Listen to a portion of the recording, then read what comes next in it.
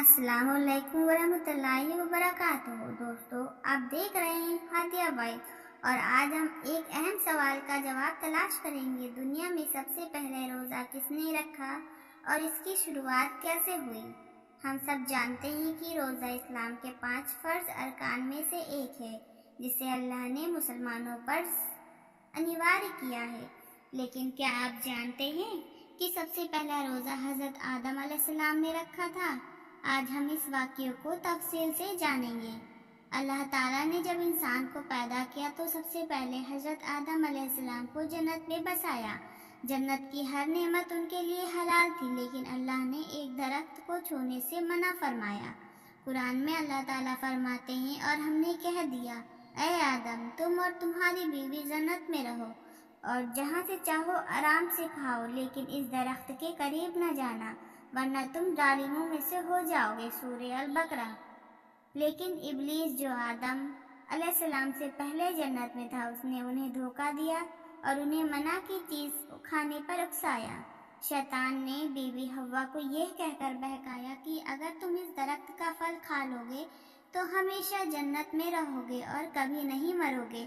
آخرکار حضرت آدم علیہ السلام اور بیوی حوا شیطان کے دھوکے میں آ گئے اور انہوں نے منع کیا گیا پھل کھا لیا۔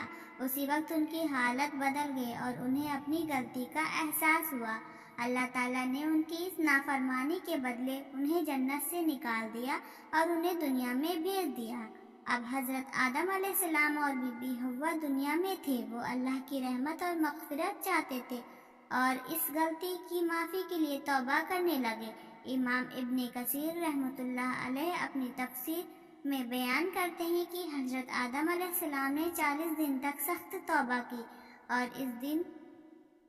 اس دوران 3 دن تک روزے رکھے۔ روایت میں آتا ہے یہ 3 دن ہر مہینے کی 13، 14 اور 15 تاریخ کے ہوتے ہیں۔ یہی وہ سلسلہ تھا جو آگے تمام نبیوں اور امتوں میں جاری رہا اور آخرکار اسلام میں اسے مکمل طور پر فرض کر دیا گیا۔ حضرت آدم علیہ السلام کا روزہ صرف بھوک پیاس رہنے کا نام نہیں تھا، بلکہ یہ ان کے اللہ کے قریب لوٹنے اور اس کی رحمت کا تلاش کا ذریعہ تھا۔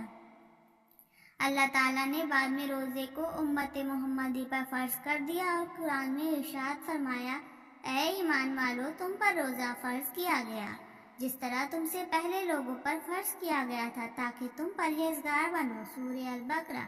یہ آیت ثابت کرتی ہے کہ روزہ صرف اسلام کی ایک نئی عبادت نہیں تھی، بلکہ اس سے پہلے بھی نبیوں اور امتوں پر فرض کیا گیا تھا۔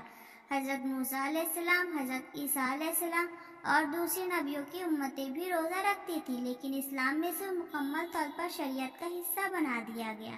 حضرت آدم علیہ السلام کا پہلا روزہ توبہ اور اللہ کی رحمت کو حاصل کرنے کا ذریعہ بنا۔ آج بھی جب کوئی مسلمان روزہ رکھتا ہے تو وہ اسی توبہ اور عبادت کی روایت کو زندہ کرتا ہے جسے دنیا کے پہلے انسان اور نبی نے شروع کیا تھا۔ روزہ صرف بھوکے رہنے کا نام نہیں، بلکہ یہ صبر، تقویٰ اور اللہ کی رضامندی حاصل کرنے کا ذریعہ ہے۔ اللہ ہمیں بھی روزے کی حقیقت کو سمجھنے اور اس کی برکتیں حاصل کرنے کی توفیق عطا فرمائے، آمین۔ اگر آپ کو یہ ویڈیو پسند آئی ہو تو اسے لائک کریں، شیئر کریں اور ہادیہ وائس کو چینل کو سبسکرائب کرنا نہ بھولیں، تاکہ اور بھی ایسے دلچسپ اسلامک واقعات آپ تک پہنچتے رہیں۔ جزاک اللہ خیرہ۔